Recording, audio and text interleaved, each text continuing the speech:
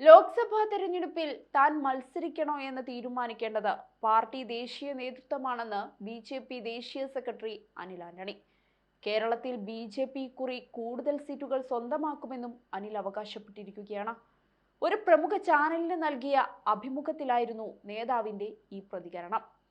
അനിൽ ആന്റണി പറഞ്ഞത് ഇങ്ങനെയാണ്: ആര് സ്ഥാനാർത്ഥിയാകണം, എവിടെ സ്ഥാനാർത്ഥിയാകണം എന്നൊക്കെ പാർട്ടിയാണ് തീരുമാനിക്കേണ്ടത്. അതിനനുസരിച്ച് താൻ പ്രവർത്തിക്കുമെന്നാണ് നേതാവ് പറഞ്ഞിരിക്കുന്നത്. അതേസമയം പ്രധാനമന്ത്രിയുടെ ക്രിസ്തുമസ് വിരുന്ന് കോൺഗ്രസും CPM-ഉം വിവാദമാക്കുന്നതിന് പിന്നിൽ രാഷ്ട്രീയ അജണ്ടയുണ്ടെന്ന് ആരോപിക്കാനും അനിൽ മറന്നില്ല. മണിപ്പൂരിൽ ട്രൈബൽ വിഭാഗങ്ങൾ തമ്മിലാണ് പ്രശ്നങ്ങൾ നടന്നത്.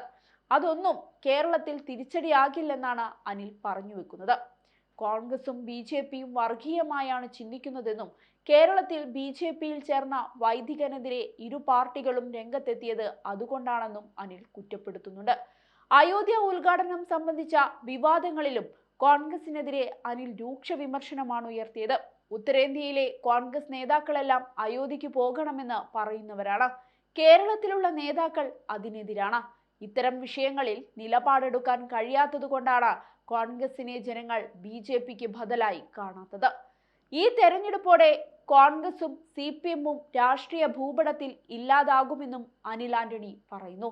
ലോക്സഭാ തെരഞ്ഞെടുപ്പിൽ മധ്യ കേരളത്തിൽ ക്രിസ്ത്യൻ വോട്ടുകൾക്ക് സ്വാധീനമുള്ള മണ്ഡലങ്ങളിൽ നിന്ന് അനിലിനെ BJP മത്സരിപ്പിച്ചേക്കുമെന്നാണ് അഭ്യൂഹങ്ങൾ.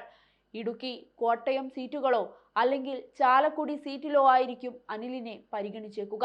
ഈ മാസത്തോടെ തന്നെ സ്ഥാനാർത്ഥികളെ പ്രഖ്യാപിച്ച് സംസ്ഥാനത്ത് കളം നിറയാനുള്ള തയ്യാറെടുപ്പിലാണ് BJP. അതുകൊണ്ട് തന്നെ അനിലിന്റെ സ്ഥാനാർത്ഥിത്വം സംബന്ധിച്ച് വേഗത്തിൽ പ്രഖ്യാപനം ഉണ്ടായേക്കുമെന്നാണ് വിലയിരുത്തപ്പെടുന്നത്. 4 മണ്ഡലങ്ങളാണ് ഇത്തവണ BJP പ്രധാനമായും ലക്ഷ്യം വെക്കുന്നത്. തൃശൂർ, ആറ്റിങ്ങൽ, പത്തനംതിട്ട, തിരുവനന്തപുരം എന്നിവയാണത്. ഇതിൽ തൃശൂരിൽ സുരേഷ് ഗോപിയുടെ സ്ഥാനാർത്ഥിത്വം ഏതാണ്ട് ഉറപ്പായി കഴിഞ്ഞു.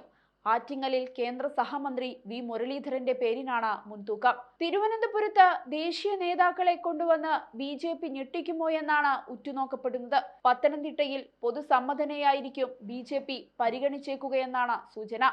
നേരത്തെ ലോക്സഭ, നിയമസഭാ തെരഞ്ഞെടുപ്പുകൾക്ക് മുന്നോടിയായി BJPയുടെ ദേശീയ നേതൃത്വത്തിൽ അഴിച്ചുപണി നടത്തിയതോടെയാണ് അനിൽ ആന്റണി BJP ദേശീയ സെക്രട്ടറി പദത്തിലെത്തിയത്. മുൻപ് കോൺഗ്രസിലായിരുന്ന അനിൽ മോദിക്കെതിരായ BBC ഡോക്യുമെന്ററിയെ എതിർത്തതിന്റെ പേരിൽ വിവാദത്തിലായതോടെ എല്ലാ പദവികളിൽ നിന്നും രാജിവെച്ചിരുന്നു.